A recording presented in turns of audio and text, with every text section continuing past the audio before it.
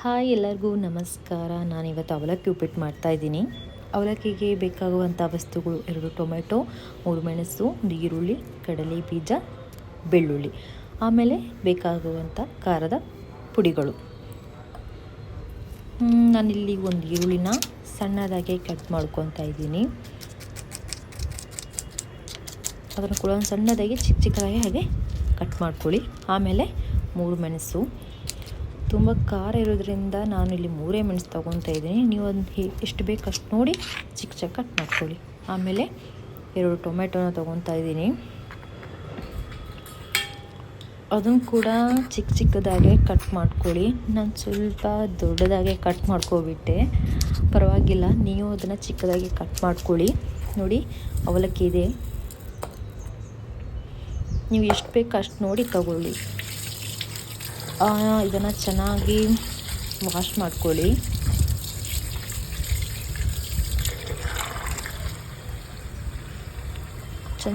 ಮೂರು ಸತಿ ಹಾಗೆಯೇ ಕೈಲಿ ಇದು ಮಾಡ್ಕೊಂಡು ವಾಶ್ ಮಾಡಿ ಸ್ವಲ್ಪದ ಹಾಗೆ ಬಿಡಿ.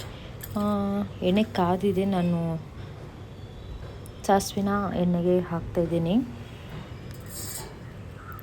ಸ್ವಲ್ಪ ಕಾಯಬೇಕು. ಆಮೇಲೆ ಬೆಳ್ಳುಳ್ಳಿ, ಅದನ್ನು ಕೂಡ ಚಿಕ್ಕದಾಗಿ ಹಾಗೆ ಜಜ್ಕೊಳ್ಳಿ. ಅದನ್ನು ಕೂಡ ಎಣ್ಣೆಗೆ ಬಿಡ್ತಾ ಇದ್ದೀನಿ. ನೋಡಿ, ಎಣ್ಣೆ ಕಾದಿದೆ. ಆಮೇಲೆ ಕಟ್ ಮಾಡಿದಂತಹ ಮೆಣಸಿನಕಾಯಿ ಹಾಕ್ಕೊಳ್ಳಿ. ಆಮೇಲೆ ಈರುಳ್ಳಿ,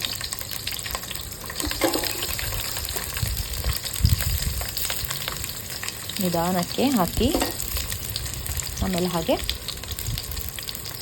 ನೋಡಿ, ಎಣ್ಣೆ ಕಾದಿದೆ, ಹಾಗೆ ಬರ್ತಾ ಇದ್ದೀನಿ. ಅದನ್ನು ಹಾಗೆ ತಿರುಗಿಸ್ಕೊಳ್ಳಿ, ನಿಧಾನಕ್ಕೆ ತಿರುಗಿಸ್ಕೊಳ್ಳಿ. ಸ್ವಲ್ಪ ಹಾಗೆ ಬಿಡಿ, ನಿಧಾನಕ್ಕೆ ಬೇಯ್ತದೆ. ಆಮೇಲೆ ಕಡಲೆ ಬೀಜ ನಾನು ಹಾಕ್ಕೊತಾ ಇದ್ದೀನಿ. ನೀವು ಬೇಕಂದರೆ ಹಾಕ್ಕೋಬೋದು, ಇಲ್ಲಾಂದ್ರೂ ಬೇಡ, ಪರವಾಗಿಲ್ಲ. ಕಡಲೆ ಬೀಜ ಅಷ್ಟೇ ಚೆನ್ನಾಗಿ ಬೇಯಬೇಕು ತಳೋದಕ್ಕೆ ಎಣ್ಣೆಲಿ ಸ್ವಲ್ಪ ಹಾಕಿ ಫ್ರೈ ಮಾಡಿ. ಹಾಗೆ ಬಿಟ್ಬಿಡಿ ಅದನ್ನು. ನಾನು ಸ್ವಲ್ಪ ಜೀರಿಗೆ ತೊಗೊತಾ ಇದ್ದೀನಿ, ನೋಡ್ಕೊಂಡು ಹಾಕ್ಕೊಳ್ಳಿ. ಆಮೇಲೆ ಅರಿಶಿನ ಪೌಡರ್ ಸ್ವಲ್ಪ ಹಾಕ್ಕೊತಾ ಇದ್ದೀನಿ. ಖಾರದ ಪೌಡ್ರು ಸ್ವಲ್ಪ ಹಾಕ್ಕೊಂಡೆ, ಯಾಕೆಂದರೆ ಆಲ್ರೆಡಿ ಮೆಣಸು ಖಾರ ಇರೋದ್ರಿಂದ ಸ್ವಲ್ಪ ನೋಡಿ ಹಾಕ್ಕೊಳ್ಳಿ. ಇದು ಪೆಪ್ಪರ್ ಕೂಡ ಸ್ವಲ್ಪ ಹಾಕ್ಕೊತೀನಿ. ಹಾಗೆ ನಿಧಾನಕ್ಕೆ ತಿರುಗಿಸ್ಕೊಳ್ಳಿ.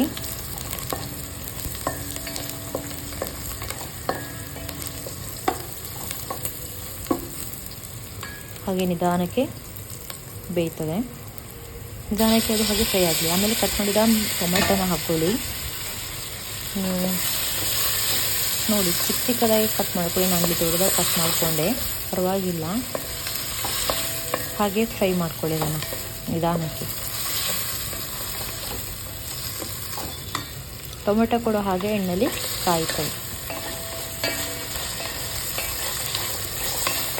ನಿಧಾನಕ್ಕೆ ಹಾಗೆ ತಿರುಗಿಸ್ಕೊಳ್ಳಿ. ಹಾಗೆ ಸ್ವಲ್ಪ ಬಿಟ್ಟು ಟೇಸ್ಟಿಗೆ ನೋಡಿ ಉಪ್ಪು ಹಾಕ್ಕೊಳ್ಳಿ. ಮೇಯ್ನಾಗಿ ಉಪ್ಪು ಅದರ ಅಳತೆ ಕರೆಕ್ಟಾಗಿರಬೇಕು. ಅದು ಕರೆಕ್ಟಾಗಿದ್ದರೆ ಎಲ್ಲ ಓಕೆ. ನೋಡಿ, ನೆಂದಿದೆ ಅವಲಕ್ಕಿ. ಹೇಳ್ದಲ್ವ 5 ನಿಮಿಷ ಹಾಗೆ ಬಿಟ್ಟು ನೆನೆಗೆ ಬಿಡಿ ಅಂತ. ತುಂಬ ಹೊತ್ತು ಬಿಡಬಾರ್ದು. ನೋಡಿ, ಹಾಗೆ ಮೇಲೆ ನಿಧಾನಕ್ಕೆ ಹಾಕ್ಕೊಳ್ಳಿ. ತುಂಬ ಗಟ್ಟಿನೂ ಇರಬಾರ್ದು, ತುಂಬ ಮೆತ್ತಗೆ ಇರಬಾರ್ದು. ನೋಡಿ, ಇದು ಸ್ವಲ್ಪ ಮೆತ್ತಗೆ ಆಗಿದೆ. ನೋಡಲಿಕ್ಕೆ ಅದು ಸ್ವಲ್ಪ ಮೆತ್ತಗೆ ಇದೆ. ಆಮೇಲೆ ಬಿಸಿ ಆರಿದ್ಮೇಲೆ ಅದು ಬಿಡಿ ಬಿಡಿಯಾಗಿ ಆಗುತ್ತೆ. 5 ನಿಮಿಷ ಹಾಗೆ ಬಿಡಿ. ನೋಡಿ, ಚೆನ್ನಾಗಿ ಅಂಟ್ಕೊಂಡಿದೆ. ನೋಡಿ, ನಿಧಾನಕ್ಕೆ ಅದನ್ನು ಬೌಲಿಗೆ ಹಾಕ್ಕೊತಿದ್ದೀನಿ. ಸ್ವಲ್ಪ ಆರಿದ್ಮೇಲೆ ಅದು ಬಿಡಿ ಬಿಡಿಯಾಗಿ ಆಗುತ್ತೆ. ನೋಡಿದ್ರಲ್ಲ ಫ್ರೆಂಡ್ಸ್, ಅವಲಕ್ಕಿ ಉಪ್ಪಿಟ್ಟು ತುಂಬ ಚೆನ್ನಾಗಿದೆ. ಬೆಳಗ್ಗೆ ಕೂಡ ತುಂಬ ಈಸಿಯಾಗಿ ಮಾಡ್ಬೋದು. ಡ್ಯೂಟಿಗೆ ಹೋಗೋರು, ಸ್ಕೂಲ್ ಮಕ್ಕಳಿಗೆ ಹೋಗೋರು ತುಂಬ ಇದನ್ನು ಇಷ್ಟಪಟ್ಟು ತಿಂತಾರೆ. ತುಂಬ ಈಸಿನೇ. ನೀವು ಕೂಡ ಇದೇ ಥರ ಟ್ರೈ ಮಾಡಿ. ಓಕೆ, ನೆಕ್ಸ್ಟ್ ಮುಂದಿನ ವೀಡಿಯೋದಲ್ಲಿ ಭೇಟಿಯಾಗೋಣ. ಓಕೆ ಫ್ರೆಂಡ್ಸ್, ಬಾಯ್.